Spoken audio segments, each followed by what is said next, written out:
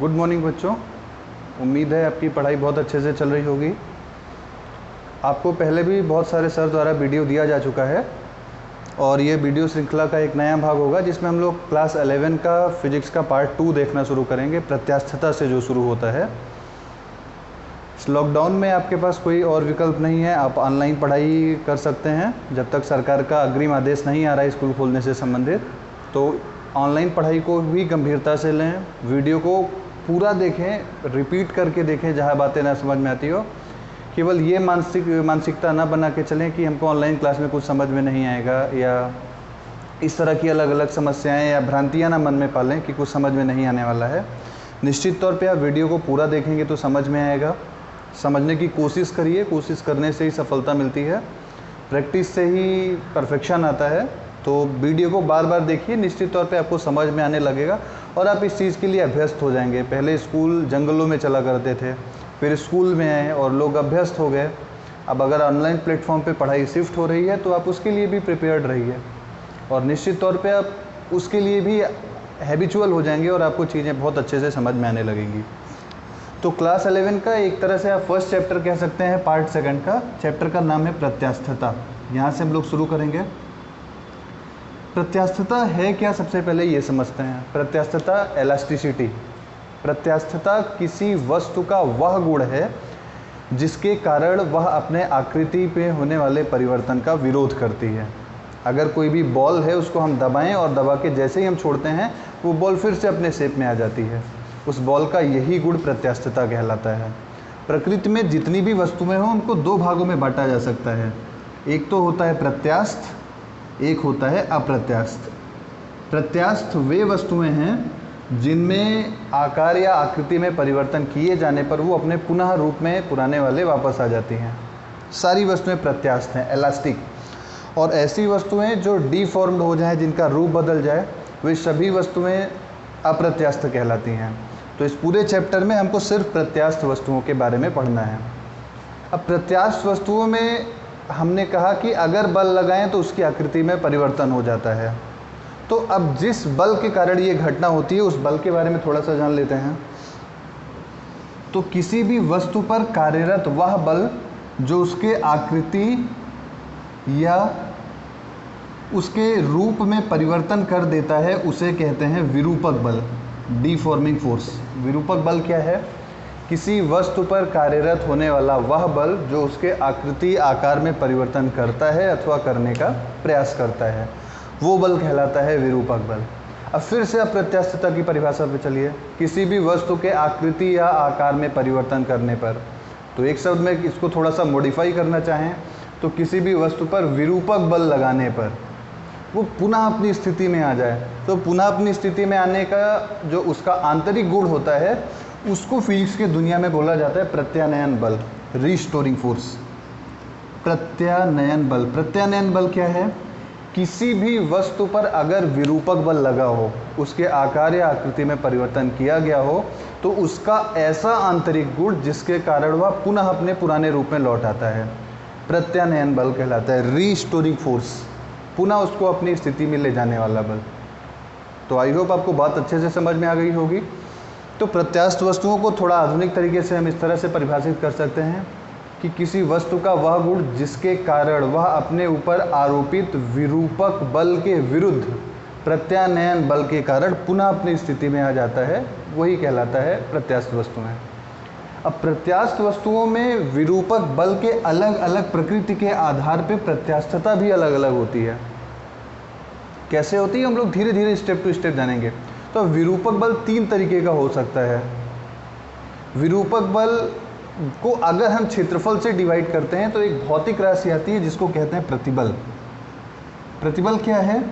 प्रति एकांक क्षेत्रफल पर कार्यरत विरूपक बल। प्रतिबल होता है F/A। एक तरह से अब दाब भी F/A कहते हैं, तो दाब के समकक्ष भौतिक राशि है। प्रतिबल क्या है? किसी भी वस्तु के प्रति एकांक क्षेत्रफल पर कार्यरत विरूपक बल ही प्रतिबल कहलाता है। अब प्रतिबल विरूपक बल से सीधा संबंध रखता है, तो विरूपक बल जिस प्रकार का उसके रूप में परिवर्तन करेगा उस हिसाब से प्रतिबल भी 3 प्रकार के होते हैं। पहला होता है अनुदैर्ध्य प्रतिबल।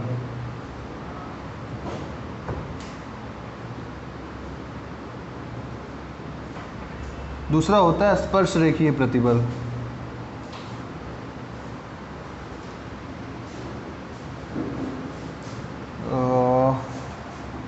तीसरा होता है आयतनात्मक प्रतिबल।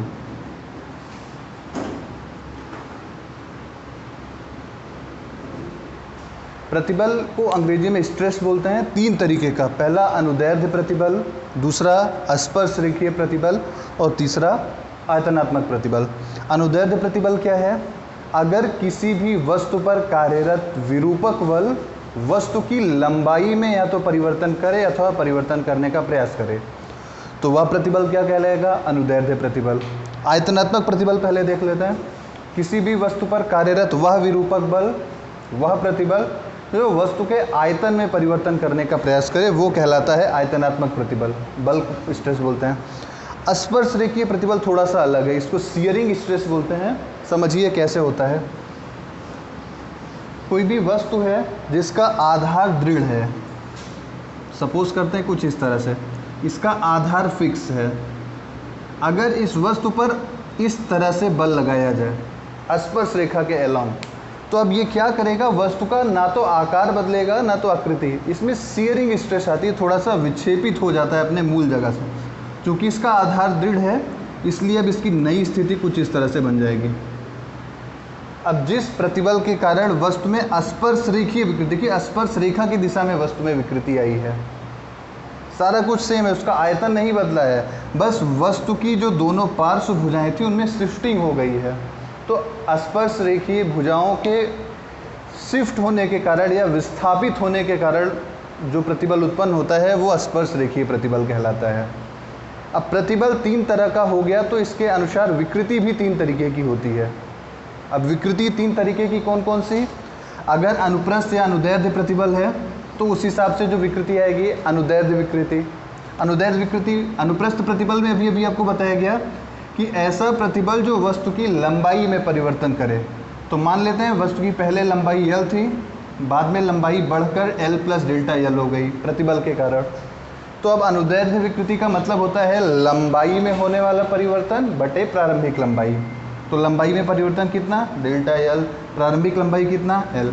अब ये जो भौतिक राशि है ये कहलाती है अनुदैर्ध्य विकृति। सेम इसी तरह से आयतनात्मक विकृति हम डिफाइन कर सकते हैं। स्पर्श रेखीय विकृति थोड़ा सा कठिन होती है, उसको हम लोग अलग से समझेंगे। आयतनात्मक विकृति कोई भी वस्तु जिसका आयतन कितना है? V।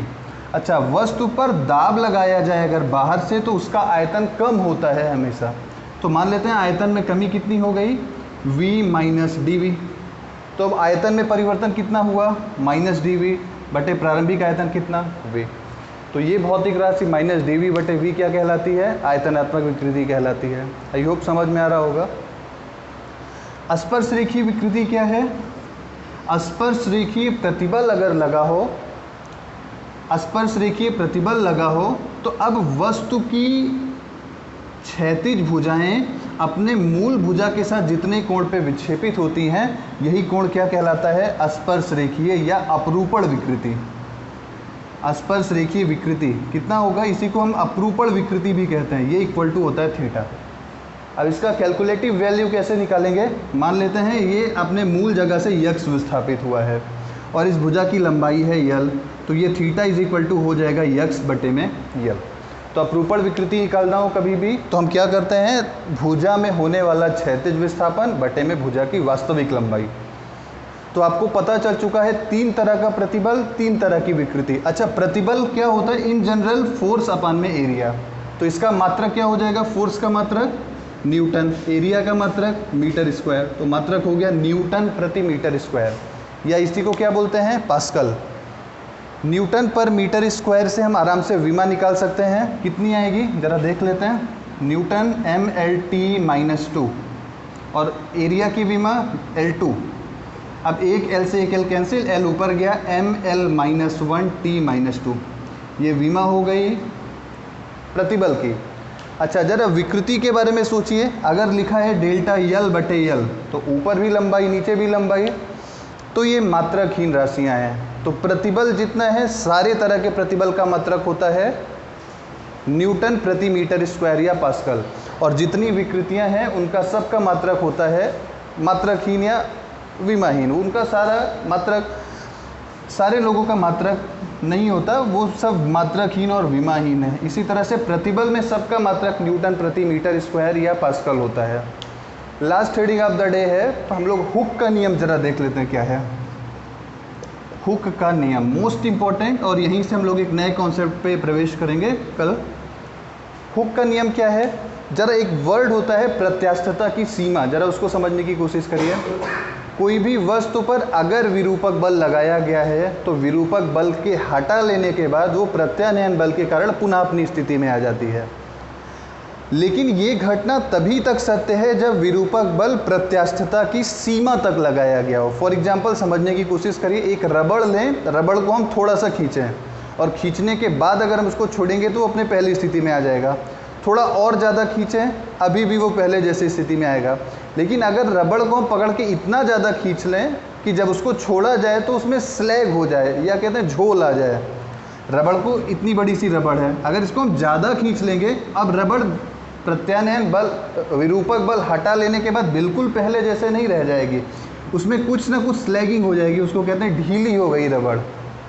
तो प्रत्यास्थता की सारी घटना एक निश्चित सीमा तक ही सत्य है। ऐसा नहीं कि आप कुछ भी बल लगा लीजिए हमेशा प्रत्यास्थता का गुण लागू होगा, तो ऐसा नहीं है।